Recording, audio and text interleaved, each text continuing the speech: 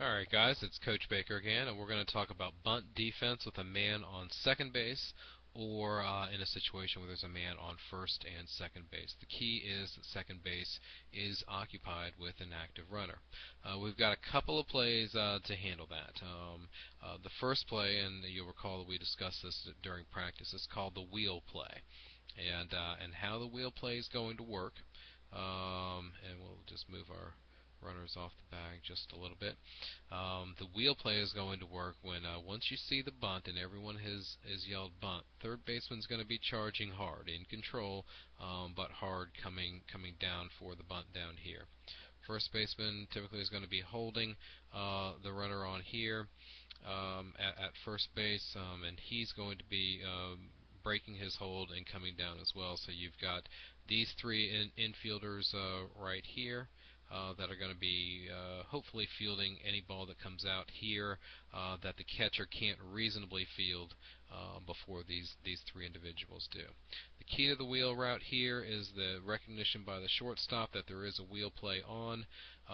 There's going to be some discussion between the shortstop and the second baseman to make sure that this runner doesn't get a huge lead here, to where when the ball is bunted, basically the runner can get to third base before the shortstop gets to third base. So it's going to be important for the pitcher to be in a position to hold that runner, look back. There may be a couple of throwbacks there just to keep the runner honest. There may be a little bit of bird dogging by the second baseman to keep the runner thinking that there might be something going on, and it's quite possible the shortstop may go behind the runner a little bit before the pitch is thrown, again trying to shorten that distance here between the runner and second base, keeping in mind the shortstop's responsibility is to get here because my third baseman is now charging hard in. And once the third baseman's going in on a play like this, where it's incredibly important to keep this individual out, we need that shortstop to be covering over here, so the third baseman, even if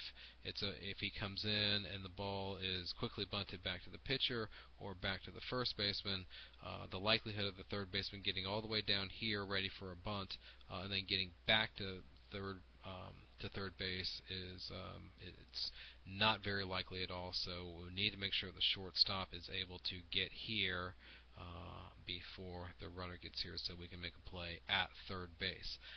Keep in mind, if there's any question, and this is where the responsibility of the catcher is, it should be yelling 3-3-3 if there's a play that's bunted back to the third baseman, pitcher, or first baseman, or to the catcher.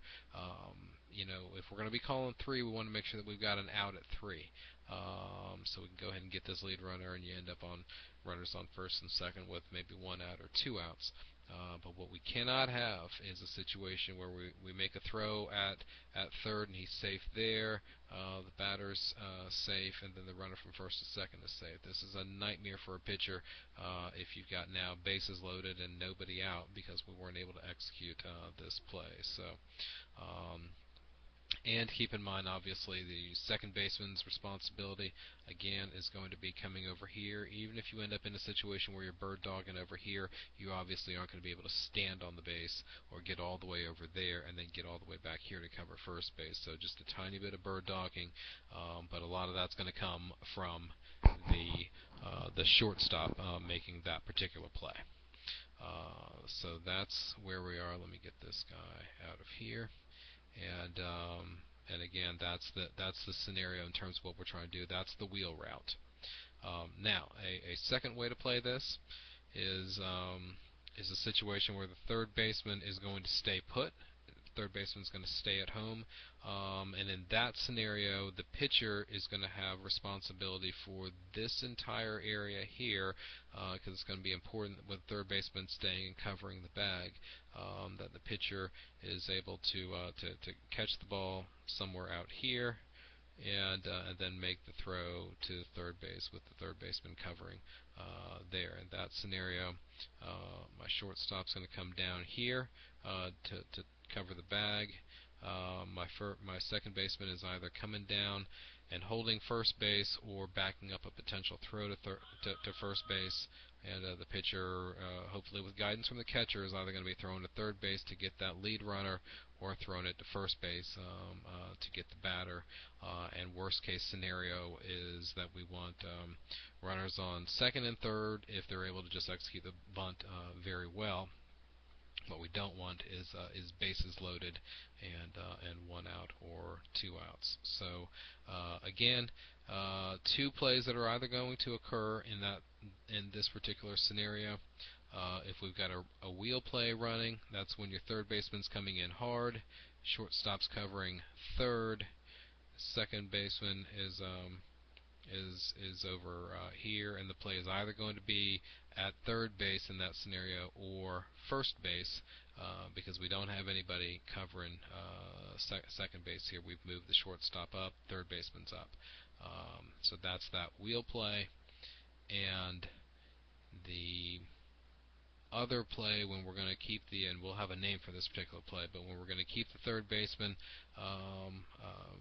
keep the third baseman's responsibility at third base, going to be a situation where the pitcher now has the entire area from the pitching mound over here, and the first baseman's going to have basically from this side, from the first base side of the pitching mound all the way to the line. So you've got 2 people basically that are going to be fielding. And keep in mind, the first baseman then, in that scenario, when we don't have a wheel route running, is going to have to come off the bag, which means that more likely than not, the second baseman's going to have to get over to first base to make that particular play. It is possible that we'll make those decisions based on who we have pitching. A left-handed pitcher tends to fall off to the line this way, and it may be easier to have the third baseman stay at home when the pitcher's going to end up on this side of the mound anyway to make that play. First baseman's got this area here, and we can leave the shortstop coming over to second base. In that scenario, when we got a right-handed pitcher, that person's generally going to tail off to the mound here, and not be in a position to cover over here in this particular area on the third base side of the infield. And that may be an ideal situation where with a right-handed batter, we've got the wheel route running, third baseman's coming in, shortstop's coming back here, and that way you've got basically 2 individuals covering the middle of the infield. If there's a hard shot, you still may end up with the first baseman coming over here, which is why that second baseman needs to be breaking hard, either to first base or to back up the throw there. So you've got now two plans. One, the wheel route, and then the second is going to be we'll have a specific play or a number for that, but the second is either the third baseman is coming in hard, which is the wheel, or the third baseman has coverage of third base, which is the non-wheel route. And that is bunt defense with man on second base or first and second. Our goal here is to get an out at third or an out at first.